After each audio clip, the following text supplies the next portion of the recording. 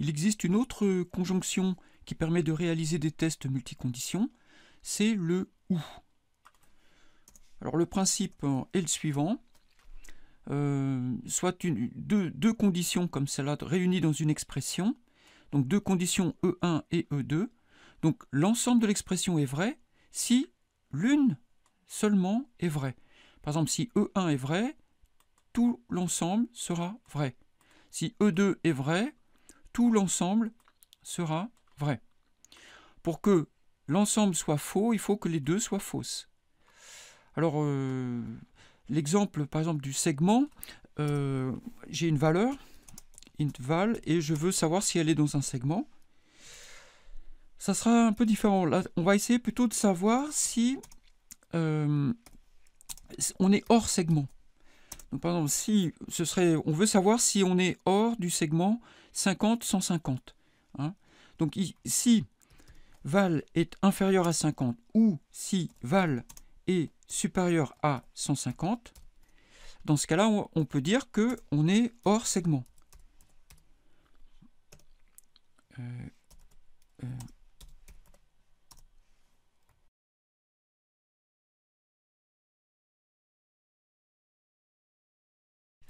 On peut me rajouter un else.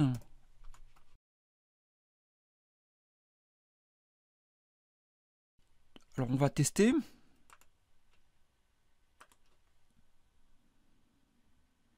J'ai une erreur, bah oui, évidemment je vais un peu vite. Donc j'ai oublié d'initialiser val, donc val égale rand, modulo 200. Voilà, et je vais initialiser aussi le générateur de nombres aléatoires.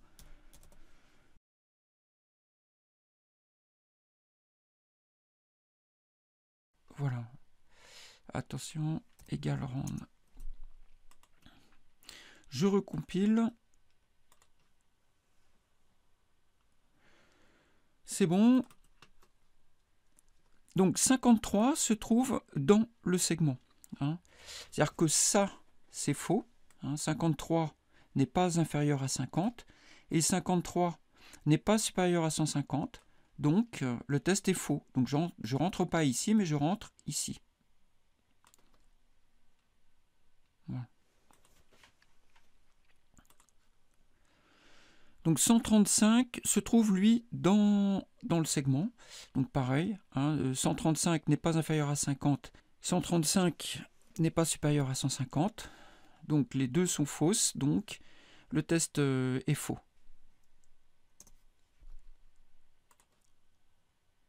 « 6 se trouve bien hors segment. Donc 6 est inférieur à 50, ça c'est vrai, donc le test est vrai. Il ne va même pas vérifier la seconde condition, il sait déjà que le test est vrai, donc il imprime directement ça. Alors j'ai un second exemple à vous proposer, mais il est un petit peu long à taper, donc en fait je vais vous le donner directement et on va l'expliquer. C'est à la douane. Donc j'ai les papiers et quelque chose ou pas à déclarer. Donc vous avez un douanier qui vous pose la question, donc vous avez vos papiers, vous répondez par oui ou par non. Alors là, ça se traduit par je récupère la réponse de l'utilisateur que je stocke dans les papiers. Donc vous avez vos papiers, oui ou non. Ensuite, quelque chose à déclarer, oui ou non. Alors maintenant, on analyse les réponses. Donc si papier égale non, ou bien que déclarer égale oui, ça veut dire on attend là, on attend, il y a quelque chose à faire, quoi. On n'a pas de papier ou on a un truc à déclarer. Sinon, bah, c'est bon, vous pouvez passer. Voilà, donc on peut le tester.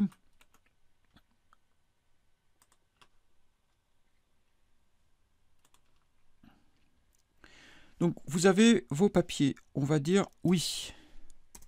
Vous avez quelque chose à déclarer, on va dire non. C'est bon, vous pouvez passer. Maintenant, je vais dire que par exemple, j'ai pas mes papiers, non. Vous avez quelque chose à déclarer, non plus. Mais j'ai pas les papiers, donc on attend quand même. Surtout les papiers, c'est embêtant. Voilà pour le ou tout seul. maintenant s'il y a plus de 2 conditions dans un seul test. Par exemple, j'en ai 4 là. L'ensemble sera vrai si une seule est vraie. Il suffit qu'une seule soit vraie pour que l'ensemble soit vrai. Et pour que l'ensemble soit faux, il faudrait que toutes soient fausses. Alors, comme exemple, je vais reprendre un exemple qu'on a écrit avec les et je voudrais qu'on le modifie. Alors, dans cet exemple, on avait un terrain de 150 par 150, donc on est en 2D, une cible positionnée de façon très simple, à 50-50, avec une taille de 50-50 également, pour qu'ensuite ce soit plus facile d'interpréter les tirs de missiles. Et un missile avec sa position en XY. Donc on initialise de façon aléatoire dans la zone. En X, c'est-à-dire à l'horizontalité, et aussi de façon verticale. Alors avec le le test était le suivant, c'est-à-dire on cherchait à savoir si le missile se trouvait dans la cible. Maintenant, avec le OU, ça va être un peu différent. Donc on va chercher à savoir si le missile est hors de la cible. Donc là, du coup, ça va être si missile X est inférieur à la position de la cible, ou bien si missile Y est supérieur à la position de la cible plus sa taille, de l'autre côté de la cible, quoi.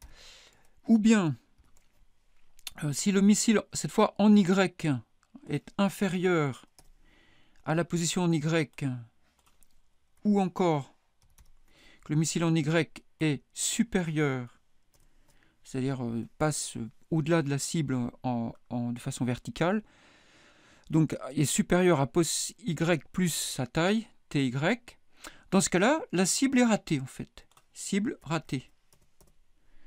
Et dans le cas contraire, donc c'est-à-dire en gros, si tous ces tests-là sont faux, dans ce cas-là, le test est faux et la cible est atteinte.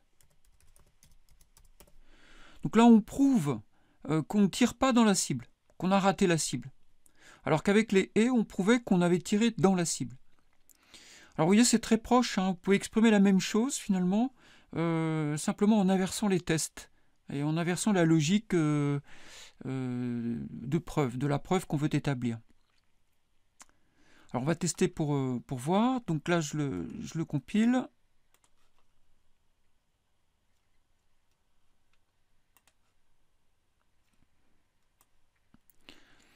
Donc 94, donc ça c'est faux. Missile supérieur à pos, donc plus TX, c'est faux également.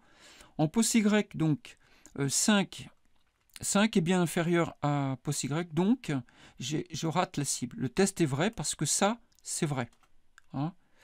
Voilà, donc du coup, je rate la cible. Je n'ai même pas besoin de voir la suite, en fait. C'est pas la peine, je sais déjà que la cible est ratée. Alors, 52, 104, donc, inférieur à pos X, non. Supérieur, non plus. En Y, 104, donc, non. Et supérieur à pos, oui, le test, celui-ci est vrai. Donc, on sait qu'on a raté la cible. Encore une fois.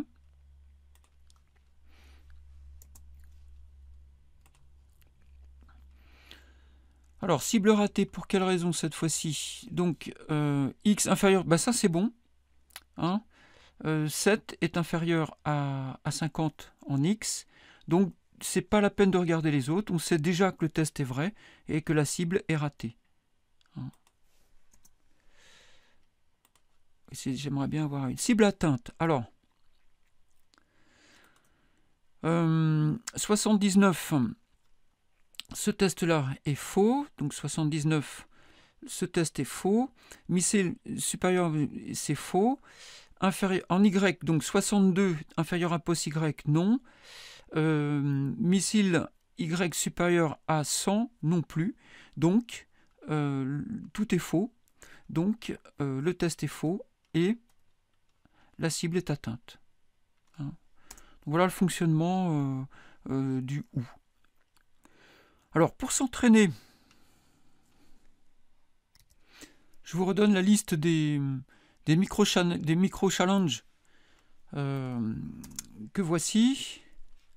Alors, bon, bah, c'est les mêmes que ceux que je vous avais donnés pour le et. L'idée, c'est que vous en choisissiez un autre, ou bien que vous repreniez le même et que vous essayiez de le formuler autrement, si c'est possible. Donc celui-ci est pas mal. L'exercice 6. Un personnage dispose de plusieurs talents: bravoure, force, patience, persévérance, résistance à la magie. Chaque talent est une valeur entre 0 et 100. Selon les épreuves, il peut prendre peur, se révéler faible, perdre patience, être tenté de tout laisser tomber. Donc faire le programme qui répond aux questions et situations suivantes. Alors voilà, ça c'est vraiment intéressant parce que effectivement, pour ceux qui seraient intéressés par la création de jeux, ben voilà comment on traduit un scénario, comment on va l'écrire en C.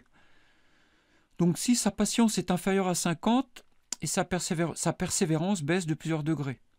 Alors à chaque fois, ça c'est un scénario en fait, c'est l'auteur qui décide, qui prend des décisions sur comment les personnages réagissent. C'est un peu du théâtre en fait. Hein. Voilà, donc en gros, s'il n'a pas suffisamment de patience, sa persévérance aussi va baisser. Hein. A-t-il autant de bravoure que de patience et de force que de persévérance? Donc comment on va traduire ça? Comment on va écrire ça en C? Hein. Voilà, donc il y a toute une série comme ça de questions. Et ce qui est vraiment intéressant, je pense, dans ce genre d'exercice, c'est la traduction. C'est le fait de passer d'un univers dans un autre et de savoir écrire, en fait, pour la machine, quelque chose qui n'a rien à voir avec une machine, en fait.